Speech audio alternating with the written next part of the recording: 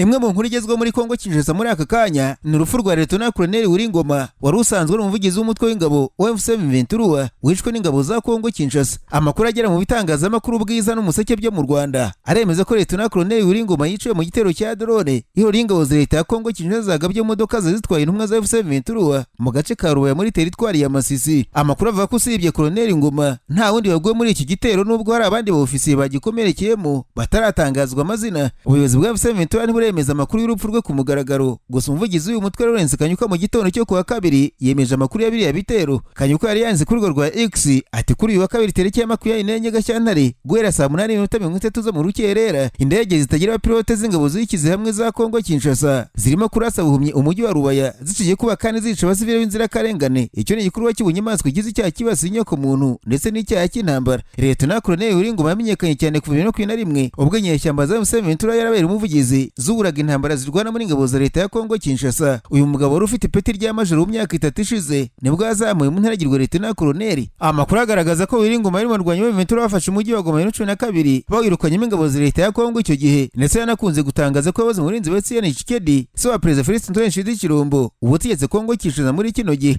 Ngoma yamenyekanye cyane ndetse akundwa n'abatari bake kubera gutanga amakuru ko M23 bagirimo kwitwara ku rugamba. Willy Ngoma yishwe mu gihe uruhande rwa leta ya Kinshasa rwari rwarakunze kumubika mu myaka yashize. Urupfu rw'umusirikare wavugiraga M23 abo ku ruhande rwa leta ya Kongo bararwemeza, bagaragaza ko yarashwe mu masaha ya saa 8 z'ijoro hafi y'umurima munini uwitwa Gahizi. Kugeza ubu ntacyo M23 avuga kuri aya makuru. Icyakora Lt. Kanyuka umuvugizi wa politiki wabo yatangaje ko agace ka Rubaya kibasiwe n'ibitero bya drone kimwe n'agace ka KARERE. Ni amakuru ari ku mbuga nkoranyambaga cyane cyane urubuga rwa X atangazwa n'abanyamakuru bamenyereye ku ruhande rwa leta ya Kongo barimo n'abakunze gutangaza amakuru asanzwe ari imbere mu butegetsi, bagaragaza ko Lt.Col Willy Ngoma yamaze kwicwa n'ingabo za leta ya Kongo. Nk'umunyamakuru Steve Wembi uba hafi cyane Joseph Kabila Kabange ndetse na M23 yatangaje ko igitero cya drone za FARDC cyagabwe ku modoka y'abayobozi ba M23 gusa ntiyavuze abo cyahitanye. Kugeza ubu ku mugaragaro ntabwo M23 iremeza urupfu rwa Lt.Col Willy Ngoma kimwe n'ingabo za leta ya Kongo FARDC ntacyo zirabitangazaho ku mugaragaro. Umwe mu banyamakuru bakorera Igoma twavuganye ariko utashatse ko atangazwa ba nyir'ubwite bataratangaza amakuru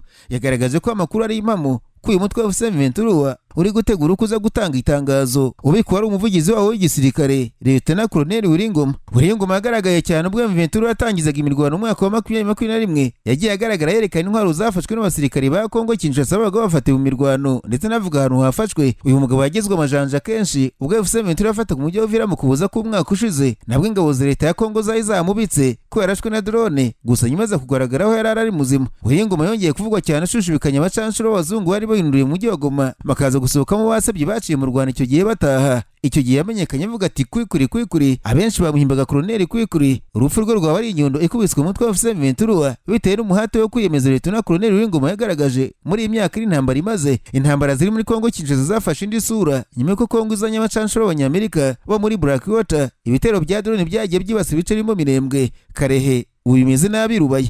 Ibiro mu gihangura yasabye agahenge ko guhagarika imirwano ariko ubwo nibwo yakajije umurego. Ihangura nubwo imaze iminsi itegeka agahenge hagati ya Kongo Kinshasa n'inyeshyamba za M23 nayo ntabwo ari shyashya muri iyi ntambara. Amakuru mu bitangazamakuru bitandukanye agaragaza ko leta Ihangura bivuga ko yamaze kohereza mu burasirazuba bwa Kongo Kinshasa abasirikare n'indege z'intambara zo mu bwoko bwa Sukhoi mu rwego rwo gufasha ingabo za leta y'iki gihugu mu ntambara kirwanamo na M23. Ikinyamakuru The Great Rex Buzava cyavuze ko tariki ya 18 Gashyantare aribwo ngo rohereje abasirikare bagera ku 100 ku kigo indege cya Karemi mu ntara ya Tanganyika. Nyuma y'amasaha make kimwe cya kabiri cyabo bakomereza umujyi wa Baraka no mu bindi bice bigize teritwari ya Fizi kugira ngo bafashe ingabo za Kongo. Ayo makuru kandi agaragaza ko Angola nohereje muri Kongo Kinshasa indege z'intambara zo mu bwoko bwa Sukhoi 30 na Sukhoi 25 zoherejwe ku kigo indege cya Karemi kugira ngo zijye zifashishwa mu bitero bigabwe kuri M23 na MLDP twirwaneho mu bice by'imisozi miremire muri Fizi. Angola bivuga ko yamaze kohereza ingabo na Sukhoi mu gihe Perezida wa Lorenzo yari yifuje agahenge tariki 18 Gashyantare. M23 na Kinshasa bagatanga agahenge. Na agahenge Lorenzo yifuje ingendo zitari nke Perezida Felix Tshisekedi yagiye akorera Rwanda mu gihugu cye kuva mpera z'umwaka ushize. Andi makuru kandi agaragaza ko hagati ya tariki 19 na 21 Gashyantare abagaye Burundi na Kongo Kinshasa bahuriye mu nama y'umutekano yamaze iminsi 3 ibera muri hoteli ya Kiriri Garden iri Bujumbura mu Burundi. Yitabiriye n'umugaba mukuru w'ingabo z'Uburundi General Prime Niyongabo, mugenzi waturutse i Kinshasa Jean Jules Banza Mirambwe na Minisitiri w'ingabo wa Kongo Kinshasa Major Kabombo Mwadiamvita umuyobozi w'akarere ka 33 k'igisirikare cya Kongo Kinshasa Brigadier Jean Mwakumburuku Daniel w'ibikorwa bya gisirikare bya Sukura ya kabiri Colonel Kisembo Isingoma Benjamin n'abapilote baturutse muri Angola ubitabiriye iyo nama. Iyo nama yaganiriwemo ko impande zose zagaba ibitero ku bindiro bya M23 mu bice byo mu kibaya cya Ruzizi muri teritwari ya Uvira hakoreshejwe ingabo zirwanira ku butaka n'izirwanira mu kirere kugira ngo irihoro ry'ingabo za leta ya Kongo ribyisubize. Irihoro ry'ingabo za leta ya Kongo rigizwe n'abasirikare babarirwa mu bihumbi barimo Abanyangora, Abanyekongo, Abarundi, FDLR, urubyiruko rw'imbonerakure, imitwe y'abazarendo, abacancuro baturutse mu bihugu byo muri Amerika y'Amajyepfo ndetse no muri Algeria n'abandi. Iyi masisi yaravuga urupfu rwa Lt.Col Willy Ngoma mu gihe itsinda rihurira rihagarariye ubutumwa bw'umuryango w'Abibumbye muri Kongo Kinshasa MONUSCO n'inama mpuzamahanga y'akarere k'ibiyaga bigari ICGLR ryoherejwe muri teritwari ya Uvira gukora isuzuma ry'ibanze ry'umutekano waho. MONUSCO yasobanuye ko ubutumwa bw'iri tsinda buzamara iminsi 5 uhereye ku itariki ya 23 kugeza 27 z'uku kwezi, kandi ko bwatangiye nyuma y'ibiganiro by'Igenere Perezida wa Kongo Kinshasa akaba n'umuyobozi wa ICGLR Félix Antoine Chirombo. Iri tsinda riri muri ubu butumwa riri gusuzuma niba ibikorwa bya MONUSCO na ICGLR byo kugeza ku iyoherezwa ry'agahenge muri Uvira bizaba byizewe, bizaba bitekanye kandi niba bizashoboka. Umuyobozi w'agateganyo wa MONUSCO Viviane Van de Pere ati kugenzura neza iyoherezwa ry'agahenge byitezeho kugabanya ubugizi bwa nabi no kureba umwanya wabonekamo igisubizo cya politike kirambye. Viviane yasobanuye ko bitandukanye no muri Kivu y'Amajyaruguru ndetse na Ituri, akanama k'Loni gashinzwe umutekano kateganyije ko inshingano za MONUSCO muri Kivu y'Amajyepfo zitarimo kurinda abasivile. Umunyamabanga mukuru wungirije wa Loni ushinzwe ubutumwa bw'amahoro Jean Pierre Lacroix aherutse gusobanura ko kohereza ingabo za MONUSCO zigenzura agahenge muri Kivu y'Amajyepfo bizakorwa mu byiciro.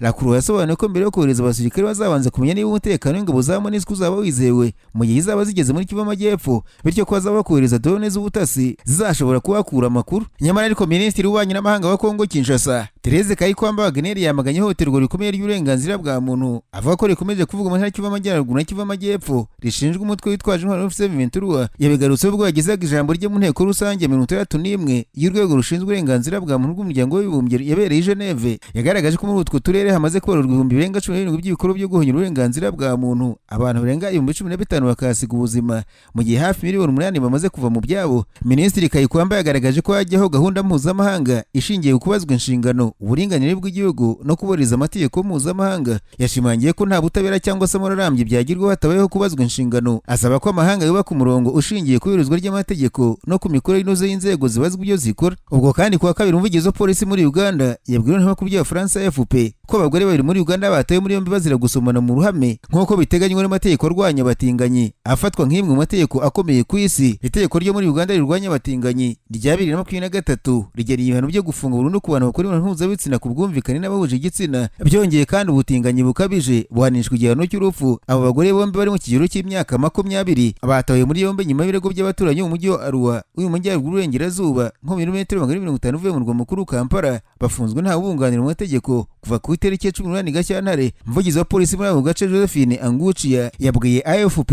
ko abaturanyi bavugishije polisi bavuga ko abagore bakora imibonano mpuzabitsina nabo bahuje ibitsina kandi ko bagaragaye basomana mu ruhame. Yongeye ko abaturanyi babo bafashe amafoto nk'ikimenyetso. Angucia yavuze ko abaturanyi bavuze ko babonye abagore benshi binjira mu cyumba bari barakodesheje bakaryamamo mu nijoro, bakeye ko ari amakoraniro baryama n'abahuje ibitsina. Yavuze ko urubanza rwashyikirijwe umushinjacyaha wa leta kugira ngo ahabwe amabwiriza ndetse n'uburyo bwo kugezwa mu rukiko. Uharanira uburenganzira bwa muntu Frank Mugisha yamaganye ifatwa ry'abo bantu ku rubuga rwa X, avuga ko ibyabaye bigaragaza ukuri gukomeye abantu babona ko hakurikijwe itegeko rirwanya abatinganyi. Yavuze ko iri tegeko ryateje urujya n'uruza rw'iterabwoba n'ubujura. Mugisha yavuze ati abagizi ba nabi ubu barimo gukoresha iri tegeko nk'intwaro yo kwibasira abantu ba LGBTQ+ bazi ko bahohoteye batinya cyane gushaka uburinzi. Mu bindi bigezweho mu mahanga nuko muri Korea y'Amajyaruguru mushiki wa Perezida Kim Jong Un yazamuye mu ntera kuri wa kabiri ahabwa umwanya ungana n'uw'umuminisitiri. Ni icyemezo cyafatiwe mu nama ya komite nkuru y'ishyaka Workers Party. Radio mpuzamahanga y'Abafaransa dukesha iyi nkuru ivuga ko ishyirwaho ryatumye abasenguzi batangira gukemanga no gusesengura icyerekezo cya Pyongyang ishobora gufata ku rwego mpuzamahanga. Akenshi Kim Yong Jong mu bijyanye n'ishyaka yagumaga mu gicucu cya musaza we uyobora igihugu, gusa nawe ntiyoroshye kuko asanzwe ari umunyamuryango ufite ijambo rikomeye mu nzego z'ubutegetsi. Ku myaka 30 gusa yakunze kuvugwa kenshi mu byemezo mpuzamahanga bya Korea ya Ruguru. Yabaye isura nyamakuru y'igerageza ryo kunga Korea zombi 2018 nabwo yatangiye kwamamara, ariko ntibyamubujije kunenga igihugu gituranye. Icyo gihe yigeze kwitwa ari perezida wa Korea y'Epfo imbwa yizewe ya Leta Zunze Ubumwe za Amerika. Iyo mvugo ikakaye yaje koroha buhoro buhoro kuva 2025 ubwo Lee Jae-myung yatorewe kuyobora Korea y'Amajyepfo aganira kugabanya umwuka mubi no kunoza umubano hagati ya Seoul na Pyongyang. Kim Yo Jong yabaye kandi mu myanya yemewe na leta mu nama zo ku rwego rwo hejuru z'aba hagati ya Kim na Trump i Singapore ndetse na Hanoi nk'uko byasobanuriwe na An Chan Il mu kiganiro yagiranye na FP yunzemo avuga ko afite ubunararibonye kandi asanzwe azi neza imikorere y'ubutegetsi.